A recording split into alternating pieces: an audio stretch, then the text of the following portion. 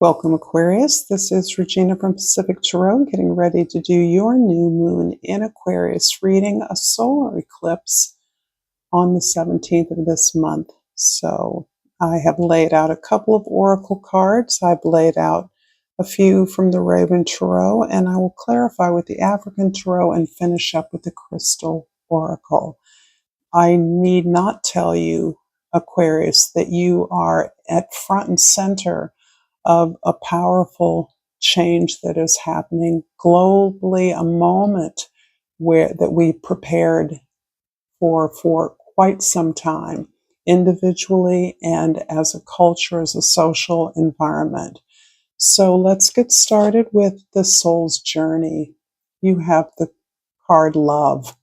I commit to the practice of seeing the good in all things. I think this is talking about that ability to recognize that your world is entirely abundant, that opportunities, resources, energy that surrounds you can all be utilized, whether it is in conflict, challenging, or clearly productive and leading to a sense of prosperity, is all capable of revealing and experiencing something that is moving us further in the direction that we want to go. That movement is towards unity, the ability to balance out the energies, opposite energies, to come to agreement, to be in productive contract, to be fair, to pursue what is just, is all an act of love. And from the Egyptian sacred animals, I pulled the card Lion, which we often associate with the heart in our Western astrology, our Western culture. But I'm going to read from the book, the guidebook. Number 14, the card of Temperance in the Tarot, may be especially important in terms of tempering, healing, patience, regulating, moving back and forth, which is a special province of the planet Venus, often associated with the powers of love. The key words here are respect and courage. Associated with the sun, the lion embodies the strength and power of the pharaoh. It is linked to Sekhmet, protector and goddess of war, representing both divine protection and destructive fury. The lion, seen as the guardian of cosmic order, protects the borders and ensures the safety of the kingdom. This animal evokes respect and awe. Its presence may suggest that you must embrace your inner strength and courage, face challenges with determination and authority, protecting what is important to you. The lion invites you to exercise your power wisely, maintaining order and security in your life. Be a courageous and determined leader, but also fair and protective of those close to you. I love this. What I especially love is that the nature of protection that I'm sensing from this energy, the work that you do, the equity that you're able to build among oppositional forces at times, is on behalf of a larger community or collective. And this is in part of the protection that your wisdom, your good temper allows, your courage, your strength is available for others, as a model for others. In the present, we have the Strength card. There's that lion again. It's interesting, on the Egyptian sacred animal, the sun, almost connected to what looks like an abbreviated Ankh sign, the symbol of life, is in the forefront. And here, the raven holds that position. The raven, who represents the ability to move through worlds, between worlds, the messenger, Thoth, Hermes, Mercury, a facilitator of energies, of wisdom, of knowledge, can see both sides. And the sun here, at least in Egyptian mythology, crosses the sky at night and goes into the underworld at night, which is somewhat synchronous with the way that we understand that we rotate in a way that makes the sun appear to sink and go around. So we are rotating, but the illusion is the same. The moving between light and dark, life and death on the daily. So there's a message here, and there's definitely a sense here of liberation that I'm sensing. This ability to have the foresight, the courage, the ability to undertake the journey through the underworld and to come out more whole each time, to be reborn, the energy, the work that is required, and of course the strength, the bravery to face one's fears, to go into the world of the dead, and to reemerge over and over again. I think this also speaks to your ability to regenerate yourself through successive trials, challenges, obstacles, understanding that you have come to understand the good in all things, including things that seem devastating, a loss or a ruin. But you emerge stronger each and every time. In the past, the Chariot card, interesting. Another sign got these two cards in the same position, and I want to say it is Capricorn because you do share a ruling planet, Saturn, with Capricorn. Anyway, that's what I vaguely remember. The Chariot in the past is speaking to the healing, the growth journey that you've been on. This is the ability to recognize and understand your power, your gift, and your right to exercise that gift without distraction. For many of you, your sense of love, protection, responsibility for others has meant that you have sacrificed attention to your own needs, your own care, even your own respect. And you have selflessly given to others in a way that depleted you. From that, you have learned that all calls for assistance, all expectations of your responsibility for others need not be responded to. In fact, just the opposite you've learned is necessary.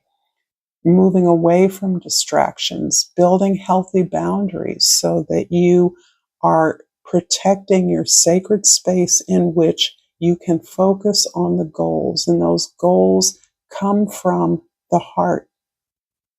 They come from the sense of being truly expressive of your authentic nature and gifts. And because of that laser focus, you're able to move what appears to others quickly towards your goals, quickly towards their achievement. But this comes through the constant work of shutting yourself off from distractions, making sure that you don't allow others to pull you out of sacred time and space for that gift to be developed and to evolve. This is what builds your confidence, the repeated act of learning to say no, because you're more important. You are the only one who can manifest your potential. No one else can. And being pulled away from that constantly because others know you can or you will.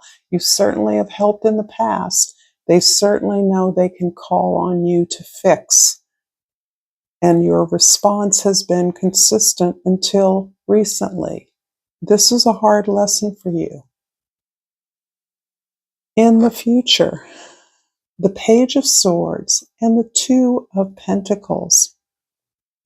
It's interesting because I believe that you are occupying this very powerful space of not moving, not uh, of simply observing, not making decisions, recognizing that you're standing at the fulcrum of the past and the future, and that you can stay there as long as you need to, that it is such a momentous time. There is so much happening in our external world that you're allowing yourself the grace and you have the courage and strength to stand still, to not strive for understanding. Yes, you're observant. Yes, you're learning. You're taking in information. You're pursuing your interest as relevant, but you're really holding on to the sacred space where you are simply allowing yourself to be still, to not move, to not feel you have to make a decision right now, that you have all the time in the world to simply experience new thoughts, new emotions that you've never experienced before. This makes you a keen observer of what you're feeling on the inside. And this is part of the healing journey you're on, matching the external world of, frankly, revolution with what is going on inside of you so that you're not simply responding or reacting, but you're responding with a creative energy, a creative alternative to the way that things have always been done without knowing entirely what that means for the future, what the implication is for the future. You're able to see how our world has changed, how our idea about shared truths and values is shifting, and you are holding fast to your own integrity, your own truth in this space. This is very powerful. I think this is describing to me a very elevated, highly vibrational response to the energies moving at a breakneck pace around us. And you're able to maintain your stillness throughout that. I'm going to clarify the Chariot in the past with the Emperor and the Knight of Wands. A lot of action going on these days in all the readings. So the Emperor, of course, is describing this wonderful place where you stop trying to control the world, because the power that we're seeing used exploitively, oppressively, is all about power. And you're understanding that retreating from the exercise of power over others is not giving space for your creative development of the alternatives you see, you envision in the future as possibilities. You're all about the imaginative world that we can build together. But you understand that you can control your part, and that it informs your ability to keep healthy boundaries, focus on the choices you make, taking full responsibility for your own reality, one that you feel you create. And it's all to the end of growth, of growing something, of building something, of being inspired, of being in alignment with your authentic self, your authentic gift, and allowing that to influence, impact others in the world. So there's almost like a teaching energy that is going on here. As a former teacher, I often default to teaching as an element of activity that all of us do, no matter what our our profession or our skill set. At some level, we become a teacher. As our wisdom level elevates and we are surrounding ourselves more and more with people who want to know what we know. And so there is this energy that people are being drawn to you for your ideas, for your passionate expression of a vision that they would like to be a part of. and that you are aware, are helping to build. The Strength card in the presence is clarified by the Eight of Swords and the Moon card.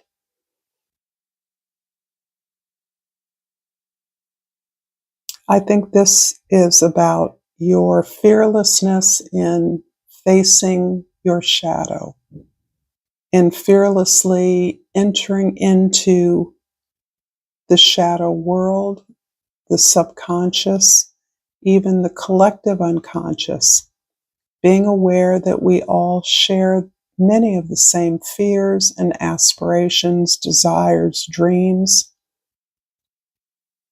but interrogating your own blocks, the way in which you have often unconsciously responded or given away power.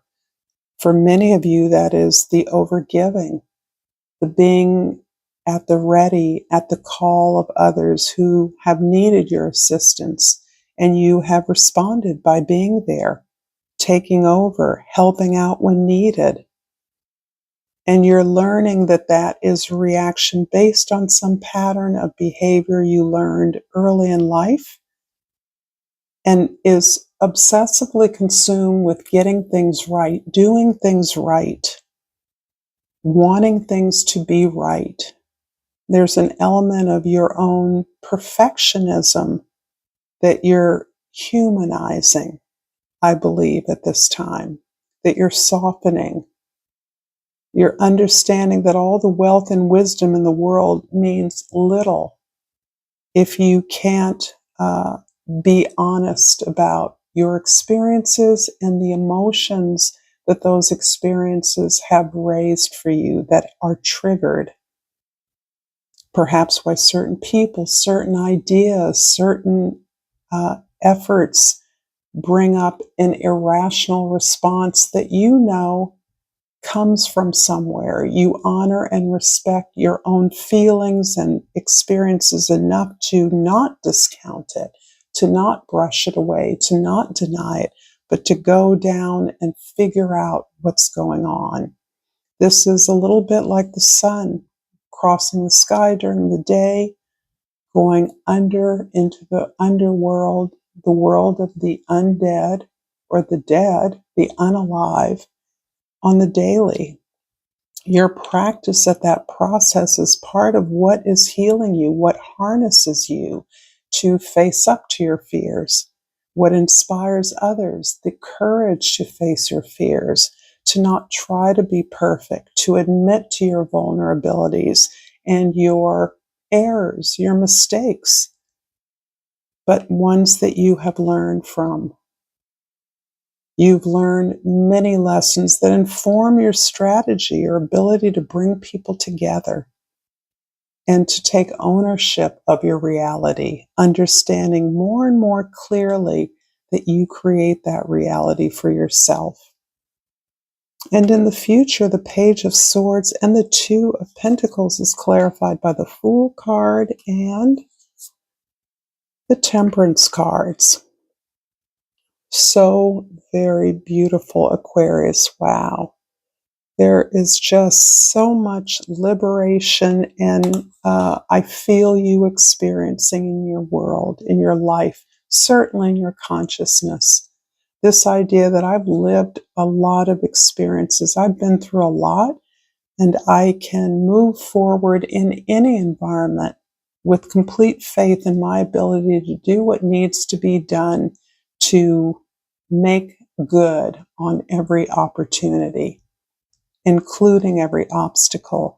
And that not only have I learned those lessons, am I free as a result, free to go anywhere I choose, free to attempt anything I desire, is the understanding that this process is forever, always and forever. Just as the sun is always and forever, giving us day and giving us night. The light and the dark emerging, the ability to take yourself there into your unconscious as needed, to not shy away from that, and then to be informed by what you find, what you learn. You have feelings and inclinations. You've had experiences that have had impacts on you, many of them unexpected, many of them traumatic and wounding. You take ownership of that and realize out of that good things happen. You've learned to balance that. There's no fear that it's all going to be sunshine or it's always going to be black and dark. Wow, this is so beautiful. And I'm going to finish this lovely reading off with a crystal oracle, Aquarius. Let's not do that. Ooh, okay. I'm taking the malachite. I love to just take what I see first. And the key word is healing. I'm a healing machine manifesting miracles. If this reading has resonated for you, Aquarius, please like, share, and subscribe to my channel, Pacific Tarot. Until next time, namaste.